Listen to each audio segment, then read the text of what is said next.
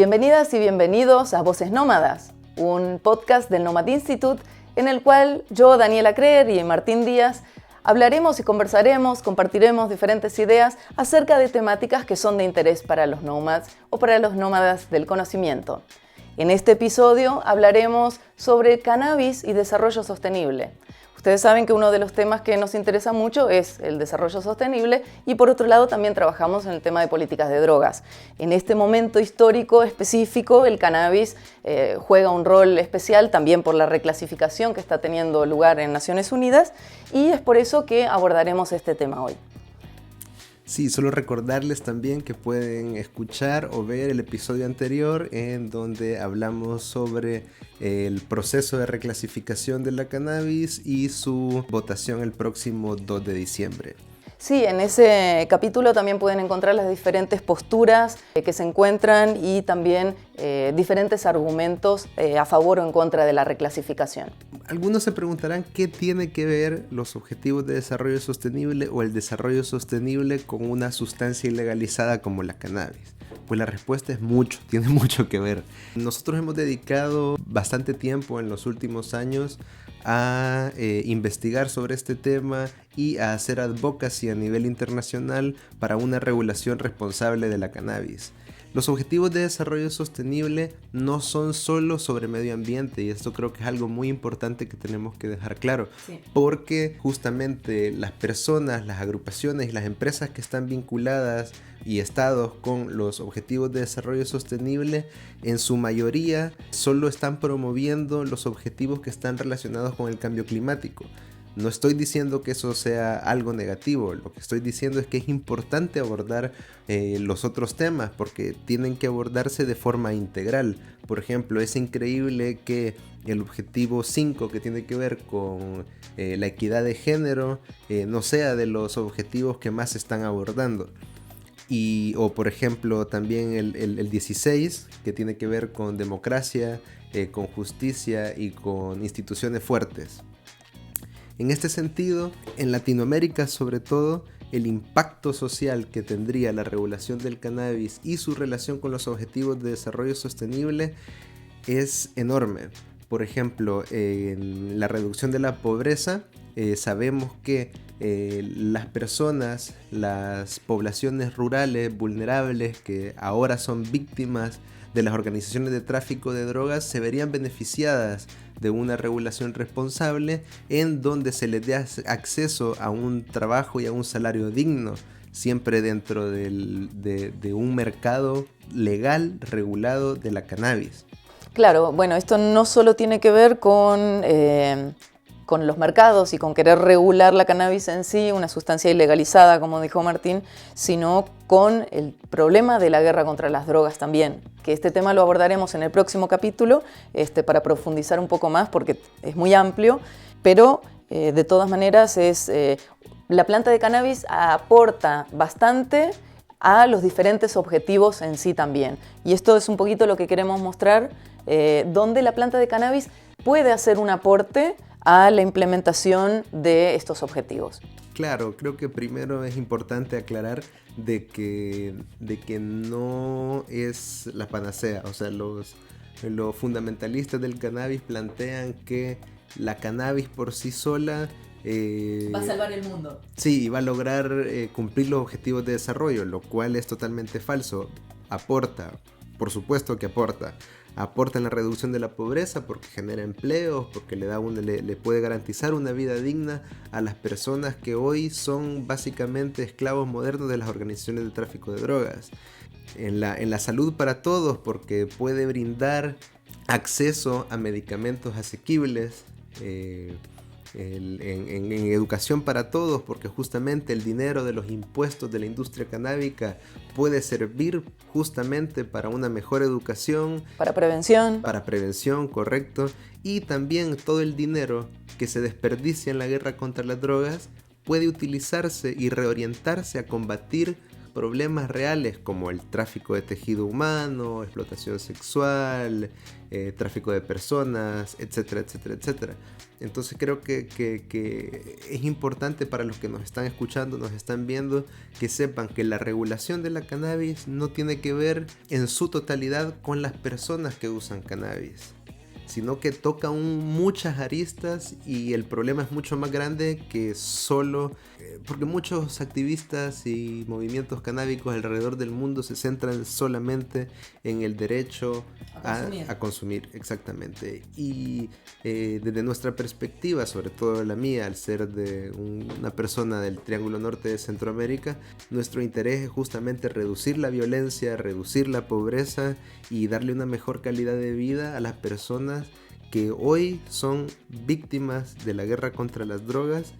Y creo que los Objetivos de Desarrollo Sostenible dan un aporte, una herramienta para poder combatir esto, para poder mostrar las bondades que puede tener la cannabis en esta agenda. Por ejemplo, porque no solo tenemos que hablar del cannabis psicoactivo, sino que también de todos sus otros elementos, tanto para bioplásticos, para materiales de construcción, para textiles. Creo que esto también puede darle herramientas para desarrollo tecnológico a las Américas. Tenemos que ser conscientes y luchar porque el siguiente paso a la reclasificación de la cannabis será de que no se utilice de nuevo como un arma neocolonial, en donde los países del sur global produzcan materia prima para los del norte. Exactamente. O por ejemplo, una cosa muy absurda es, por ejemplo, en Costa Rica, que el cáñamo llega de Francia. En un país del trópico donde crecería normalmente. Lo que sucede es que es ilegal, pero el material de construcción hecho a base de cáñamo no es ilegal, lo cual es totalmente absurdo. Así podemos ver también cómo carece de sentido el modelo de fiscalización actual. Hay un tema que me gustaría que abordemos y que vos tenés mucho más conocimiento de esto, y es el tema de la relación de la mujer con el cannabis y la doble estigmatización que tienen las mujeres dentro del sistema actual. Este es un punto muy importante en los Objetivos de Desarrollo Sostenible, porque la equidad de género es un tema para nuestra generación clave. Por algo es también que existe el programa de Generation Equality, y creo que es muy importante promover este tipo de iniciativas también, donde muestra una cara de que no tenemos las mismas posturas que nuestros abuelos y nuestros padres con respecto a la equidad de género. Es algo que creo que ya traemos más incorporado, y muchas veces en las políticas de drogas solo se habla de cómo las mujeres son más perseguidas y tienen mayores penas por delitos menores, sobre todo con cannabis. Pero no solo es esto, sino que también es la falta de acceso a servicios públicos. Sí, justamente me parece que es interesante indagar en algunos de estos puntos. Perdón, porque también se enlaza con el acceso a la salud, que son 2 SDGs justamente. Exactamente. Bueno, creo que está bueno enganchar ahí donde vos decías que en el tema de salud no solamente tiene que ver con los usuarios. Creo que ese es un primer punto que también engancha directamente con el tema de las mujeres, porque, por ejemplo, en el caso de una mujer que no consuma cannabis, no es usuaria de cannabis, no le interesa, pero tiene un hijo o una hija con epilepsia refractaria, es decir, que los medicamentos usuales no le hacen efecto, y que tiene 100, 200 ataques epilépticos por día, que dejan secuelas también, y es sumamente estresante la situación de proteger a un niño, un hijo propio en esta situación. Entonces, las madres que desean o que prueban también la medicina canábica para sus hijos en estos casos, también son estigmatizadas, también son criminalizadas en muchos países. Hay muy pocos lugares donde las madres pueden tener un acceso a través de los médicos para sus hijos en estos casos, y ahí es donde muchas madres son perseguidas, son criminalizadas y algunas hasta son encarceladas. Encontramos casos de esto en muchos lugares. En este momento también recuerdo. Por eso también justamente hay asociaciones y grupos de mujeres y de madres o de padres también que se reúnen para que no se los criminalice, porque están buscando medicina para sus hijos. Claro, creo que es importante también destacar de que los padres de familia no son irresponsables en este sentido. La irresponsabilidad es la del Estado que los empuja. O sea, porque también hay que ponernos desde la perspectiva de estas personas que tienen una desesperación al ver cómo sufren sus hijos o su familiar, porque no necesariamente son niños o niñas, pero es el caso más extremo y creo que está bien el ejemplo, porque los estados les empujan a buscar en el crimen organizado esta sustancia ilegalizada, siendo que deberían de tener un acceso seguro y acompañado por un médico para poder utilizar justamente la medicina en base a cannabinoides. Y justamente la votación del 2 de diciembre permitiría una mayor apertura de aprobarse las recomendaciones de la OMS a que esto ya no esté en la clandestinidad. Porque el 2 de diciembre es clave por la reclasificación del cannabis en Naciones Unidas. Correcto. Y yo creo que aquí entramos en la misma dicotomía que existe con el tema del aborto, que tiene que ser acceso legal y seguro. Es lo mismo con este tipo de sustancias, que tiene que haber un acceso legal y seguro también para los niños y para los menores de edad. Y repito, cuando se habla de cannabis, tenemos que recordar de que no todos los derivados del cannabis son psicoactivos. Eso creo que es importante tenerlo claro también. También en cuanto al medio ambiente, la abstracción de metales pesados, sabemos de que la planta de cannabis es útil. Sí. También los materiales de construcción que reducen la huella de carbono. O que no se incendian, por ejemplo, ¿no? Que son mucho más eficientes en muchos aspectos. Regresando con lo de la estigmatización de la mujer, y disculpa que te interrumpí, pero solo quería hacer el paralelismo con el tema del aborto. Todavía no lo había terminado. Sí, por eso, discúlpame, por favor. No, precisamente, bueno, es fuerte la comparación que haces, pero sí, es válida absolutamente.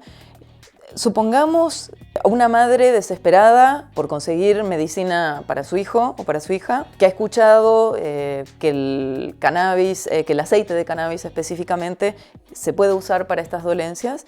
Intenta conseguir cannabis o aceite de cannabis o hacerlo ella misma y no tiene una forma a dónde ir a un lugar seguro para comprar cannabis de calidad médica para tratar a su hijo. Se ve obligada, por lo que decía Martín, por el Estado, por la ilegalidad de la situación, se ve obligada de ir al mercado negro, posiblemente con alguien que no conoce bien, que no sabe cómo se produce la planta, que no tiene ninguna garantía de que eso no tenga pesticidas o no tenga otros aditivos, y del aceite ni hablar, porque tampoco se puede hacer un análisis, digamos, a simple vista de lo que contiene. Entonces es muy complicado, y garantizar que eso sea una medicina y no algo que alguien está consumiendo por elección propia, porque tiene ganas de divertirse un rato y no le importa la calidad de lo que está consumiendo, eso es completamente otra historia.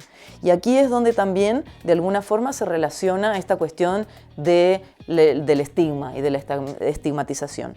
Por un lado tenemos que tener en cuenta que hay un estigma enorme hacia la planta misma.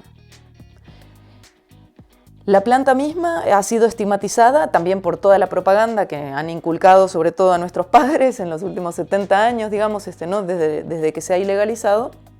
Entonces, este es un punto importante. Y por otro lado, también la cuestión de que las mujeres son estigmatizadas por consumir o por intentar conseguir para algún familiar. Tengamos en cuenta también que son las mujeres aquellas que en los hogares, en las familias, se ocupan de la salud, se ocupan de la alimentación, se ocupan de conseguir los remedios, se ocupan de llevar a la gente al médico. Entonces, aquí es donde las mujeres tienen un rol muy importante también. Y al ser mujeres y doblemente estigmatizadas, este es el punto, es que no solamente están estigmatizadas por ser mujeres o por consumir cannabis, sino además por ser madres. Ese es el punto más grave, creo yo, por una parte, y que está muy encastrado y enquistado, porque no he visto hasta ahora hombres que sean usuarios de cannabis que les pongan el sello de mal padre porque consume cannabis. Un hombre que consume cannabis puede jugar con sus niños, puede llevarlos a la escuela, puede seguir trabajando y darles todo lo que necesiten. Nadie tiene un problema con eso, o muy pocos. Ahora, si una madre consume cannabis, para todos es un problema, para todos es un problema porque o no se puede hacer cargo de los niños, o se va a olvidar de las cosas, o no les va a dar alimentación. Hay un montón de prejuicios que se engloban dentro de esta estigmatización que en realidad no tiene mucho sentido. Hay muchas madres que al ser, por ejemplo, si son usuarias de cannabis, pueden ser pacientes, por ejemplo, que al usar cannabis pueden funcionar mucho mejor y están mucho mejor de salud en su vida cotidiana para ocuparse de sus familias, por ejemplo. Claro, pues sobre todo con la reducción del dolor en enfermedades en que... En el caso de que la madre también sea paciente, por ejemplo, ¿no? Sí, a lo que te referías. Igual el tema de si es un consumo adulto, más allá de que sea medicinal o no, también está en su derecho y en su autodeterminación mientras no haga daños a terceros o afecte al menor o a la menor de edad. Entonces esa estigmatización también no es válida en el sentido de que no hay ningún problema de que un padre o una madre de familia se tome un dog whisky enfrente del hijo y etcétera, ¿no? Al final es siempre la educación lo más importante en el hogar en este aspecto, la normalización de la planta también, porque al final es una planta, no hay que satanizarla en ese aspecto. Para finalizar el SDG 4, perdón, el SDG 5 sobre equidad de género, creo que es muy importante o interesante el documento de WOLA sobre mujeres presas, en el que la mayoría de mujeres presas por delitos relacionados a las drogas, delitos no violentos, están relacionados con la cannabis, y muchos de ellos, y podemos ver de 2012 a la fecha el aumento también, sobre todo en Centroamérica, de las mujeres presas por intentar ingresar cannabis para sus esposos o sus parejas a los centros penales. Entonces no es solo que sea una aportación menor de 30 gramos, sino que también se les da el cargo de tráfico, porque están intentando meter la sustancia ilegalizada a una prisión, lo cual hace muchas veces de que ellas tengan una sentencia más alta que a la persona a la que le estaban llevando esta sustancia. Otro tema importante en el aspecto de las cárceles es tener en cuenta que la mayoría de personas presas por delitos relativos a las drogas es por cannabis, y por los delitos no violentos también. O sea, el gran grueso de los números de personas presas, detenidas, enjuiciadas o procesadas en la guerra contra las drogas son personas que usan cannabis en su gran mayoría. Por ejemplo, creo que El Salvador es uno de los ejemplos más absurdos de esto, en el que la mayoría de las personas que están presas por delitos relacionados con drogas son por menos de 25 gramos de cannabis. O sea, hay muy pocas personas presas por más de 1 kilo de cocaína, por ejemplo. Entonces ahí podemos ver lo absurdo de los objetivos y del funcionamiento de cómo los aplicadores de la ley están actuando en este momento. En ese aspecto nos saltamos al SDG 16 de instituciones fuertes y democracia y el Estado de Derecho, porque la corrupción es algo que juega en primera línea en este tema, porque muchos dirán, bueno, pero si se regula el cannabis o si solo es medicinal, esto poco o nada le afectaría al crimen organizado. Graso error.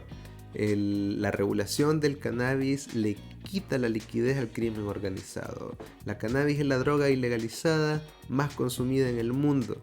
Es lo que le da la liquidez. Si bien la cocaína o la heroína o el fentanil, hoy tan de moda, o el crystal meth, le dan ganancias mayores. Pero no en el volumen. Exactamente. No en el volumen de la efectivo. Exactamente. Efectivo, especialmente de liquidez. La liquidez, exactamente. Esto lo vamos a retomar en el episodio sobre guerra contra las drogas. Sí. También con el tema de los encarcelamientos y de cómo las fuerzas de seguridad del Estado actúan dentro de la guerra contra las drogas, creo que es importante también destacar lo importante que es para la paz y la justicia que se introduzcan medidas de justicia restaurativa, sobre todo en los países de producción, porque son muchas veces poblaciones tan vulnerables que ni siquiera tienen acceso a servicios básicos como agua, luz, y ya no digamos educación o servicios de salud, la regulación y el dinero de la industria legal justamente contribuiría a permitirle a estas personas un mejor acceso a servicios públicos. Yo creo que esto es clave, sobre todo para Latinoamérica. No tenemos que dejar que las transnacionales vengan y se lleven toda la materia prima de nuevo. Es preocupante, por ejemplo, en Sudáfrica, donde compañías canadienses compran grandes extensiones de tierra para cultivo legal de cannabis y solo contratan a granjeros canadienses, no contratan a sudafricanos. Y esto muy probablemente lo vamos a ver en otras regiones también. ¿No es un poco así también ya en Colombia? Desconozco, pero creo que es un tema muy importante que hay que tomar en cuenta. Bueno, ahora con la crisis sanitaria del COVID-19 es interesante ver algunas posturas que ya hablamos también en el episodio anterior de algunos países que plantean que la regulación puede ser un peligro para la seguridad alimentaria. Y en este sentido iría en contravención de los SDGs también. Pero lo curioso aquí, y creo que es muy importante, primero que las semillas de cannabis también sirven como alimento, entonces en ese aspecto y es considerado un superalimento, pero es importante leer entre líneas, porque que el representante de estados de potencias mundiales digan esto te deja entender de que ellos piensan que las reglas las va a poner el mercado y no el Estado, y creo que eso es algo muy importante y que tiene que ir justamente con las alianzas, que es que los estados pongan las reglas, porque las políticas de drogas tienen que centrarse en los derechos humanos y tener a la persona como centro. Entonces no podemos permitir que haya un cambio de los modelos de fiscalización en donde el mercado sea pone el que las ponga reglas. las reglas. Exactamente. Sí. Tiene que ser para el bien común, y creo que en este sentido, en los procesos de recuperación post-COVID, la regulación del cannabis va a jugar un papel importante, no solo para lograr algunos pasos avanzar en los objetivos de desarrollo sostenible, sino que también para la recuperación económica y el desarrollo de varios países, sobre todo los países del sur global. Sí, bueno, justamente pensando en lo de la industria canábica, y también hay un punto que se toca con el tema de género. Hemos visto hace unos años un auge de mujeres empresarias, sobre todo en Estados Unidos, por ejemplo, de la industria del cannabis, donde hay un alto número de mujeres que están en espacios o lugares directivos, ¿no? En lugares de directiva, lo cual no es así aquí en Alemania, por ejemplo, no es así aquí en Europa en general. Específicamente, ¿cuál es la razón por lo cual allí es así y aquí no? Según mi visión, es una cuestión económica, del acceso a que tienen las mujeres. Aquí en Alemania hay agrupaciones de mujeres canábicas, hay agrupaciones de mujeres empresarias canábicas, pero son todos muy pequeños, no muy relevantes, y no tienen la oportunidad económica para invertir como sí lo tienen en otros lugares, ¿no? Este es un punto también donde vemos que el cannabis y la industria del cannabis son ambientes muy androcentristas también, ¿sí? Están cooptados por varones. Eso se ve muy claro también. Y el otro punto que tocabas también, que me gustaría retomar brevemente, es el del acceso a la salud pública para las mujeres usuarias, ¿no? De cannabis, por ejemplo, o de otras drogas también. Hay estudios hechos y pero no con consumo problemático. ¿O te referías a consumo problemático? ¿Qué tipo de acceso a la salud? Creo que eso es importante porque hay diferencia. Justamente, me estoy refiriendo, claro, están dos cosas. Una vez es poder conseguir el medicamento, la medicina, ese es un punto para las mujeres, medicina canábica. Muchos testimonios de mujeres con las que hemos trabajado plantean de que los médicos no las toman en serio, ¿sí? O justamente si tienen hijos desaconsejan absolutamente, ni siquiera medicinal.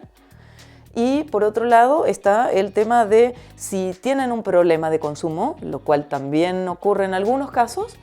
Al tener un problema de consumo, hay estadísticas que muestran que hay mucho menos mujeres, es casi nulo el número, que de las que acceden a servicios de salud pública para reducir los daños o para ayudarse a superar esta situación. Entonces, también es una situación preocupante de que haya mucho más hombres que acceden a estos servicios de salud que mujeres. Claro, claro. Pero ¿qué pasa? Esto también tiene que ver con la estigmatización dentro de la familia también, ¿no? No solamente eso, yo creo que tiene que ver con el rol que juegan las mujeres. ¿Qué mujer se puede ir un par de semanas a hacerse un tratamiento, por ejemplo, dejando solos a sus hijos, dejando solos a sus padres, dependiendo qué responsabilidades tiene también en la familia? Claro, la mayoría de veces tienen una responsabilidad mucho más grande, claro. Entonces, que un hombre en la familia pueda tomarse tiempo para hacer un tratamiento, por ejemplo, es mucho más sencillo que una mujer lo pueda hacer. Claro, en este sentido también tiene que ver mucho con la educación y con los sofismas legitimados, con la propaganda prohibicionista de todas estas décadas. Y yo creería también la estigmatización a la salud mental también. Sí. No solo el hecho de tratar de acceder a servicios de salud mental, sino que también el simple hecho de hablar de ello en el seno de la familia, creo que es algo que todavía es una barrera que tenemos por superar, ¿no? Pero hace un par de años también se escuchaba mucho de, ay, ahora las mujeres también toman, o bueno, las mujeres también fuman, y qué feo queda, y todo esto. Hay un prejuicio mucho mayor con respecto a las mujeres que consumen sustancias que a los hombres que consumen sustancias, ¿no? Hasta en la propia familia, una anécdota, en la casa de mi abuela, ya fallecida, cuando llegaba alguien con su pareja, o yo llegaba con mi novio, le ponía un cenicero en la mesa, se le servía algo para tomar y le ponían un cenicero en la mesa sin preguntar si fuma o no. Pero jamás ninguna de las mujeres de mi familia pudo fumar adelante de mi abuela o siquiera reconocer frente a mi abuela de que fumaban tabaco. Entonces, creo que ahí hay un prejuicio muy grande todavía, ¿no? Estamos hablando de unos 10, 15 años atrás, no tanto. Claro. Regresando a los objetivos de desarrollo sostenible, me gustaría recordarles que abajo en la descripción o en donde esté, en la red social donde estén viendo o consumiendo este contenido, van a encontrar links a documentos, por ejemplo el de WOLA que mencioné sobre mujeres en cárceles, también el libro del reporte de cannabis y desarrollo sostenible que publicamos el año pasado y que presentamos en Naciones Unidas, por ahora solo en inglés, estamos esperando el 2 de diciembre para poder publicar la versión extendida en español enfocada en los problemas de nuestra región. Y les invitamos también a seguirnos, a compartir, darle like, corazoncito, lo que se haga en esta red social. Preguntas. Sí, también comentarios o preguntas que tengan al respecto. Los derechos humanos y la cannabis son importantes porque las violaciones a derechos humanos que se hacen en nombre de la guerra contra las drogas, en su mayoría es en contra de las personas que usan cannabis. Y creo que la desestigmatización, la despenalización y el reenfoque de lo penal a la salud pública serían un paso enorme para los objetivos de desarrollo sostenible, para varios de ellos, y creo que estamos a tiempo todavía de poder lograr un avance significativo de los objetivos de desarrollo sostenible de la mano de la industria emergente del cannabis, siempre y cuando las reglas las pongan los estados y no la industria. Creo que eso es importante. Creo que es importante fomentar también la industria local, el cooperativismo y no las grandes transnacionales. No hay que caer en que la cannabis se convierta en otra industria como la de tabacalera. Claro. Creo que eso es importante, evitar los monocultivos, que son retos relacionados con los objetivos de desarrollo sostenible, y si están interesados pueden profundizar en los documentos que pueden encontrar en la descripción de este programa. Pueden ocupar algún traductor si no quieren esperar a que publiquemos la versión en español, así que pueden descargarlo totalmente gratis. Hay mucho más para pensar, hay mucho más para hablar sobre esto, hay muchos más puntos y muchos más aristas en las cuales profundizar, en el tema de materiales de construcción, en el tema de bioplásticos, en el tema de textiles nuevos. Un tema interesante. Porque hay muchas curiosidades. Creo que también para el tema del consumo responsable y desarrollo es el gran potencial del cáñamo para hacer grafeno. Okay. Creo que ese es un punto. Yo creo que de las curiosidades más grandes están lo del tema del grafeno, que es uno de los supermateriales del futuro y que se pueda hacer de forma fácil y barata con cáñamo. Creo que es una oportunidad grande para muchos países periféricos que pueden desarrollar también su propia tecnología, y también el tema de la absorción de metales pesados, que creo que se puede utilizar también en países periféricos. Contaminación por plomo, cosas por el estilo, donde existen protocolos de absorción de metales pesados, y que sería muy interesante tener muchas más investigaciones al respecto de estas cualidades de esta planta. Creo que eso es todo por hoy, amigos y amigas. Les agradecemos por habernos acompañado. Pueden dejar su comentario, sus preguntas, sus críticas. Compartan este video si les gustó, compartan este podcast si les gustó, y recuerden que pueden encontrarnos en las redes sociales como Nomad Institute, y a mí me pueden encontrar como @poetarrojo o Daniela Creer. Hasta la próxima. Adiós.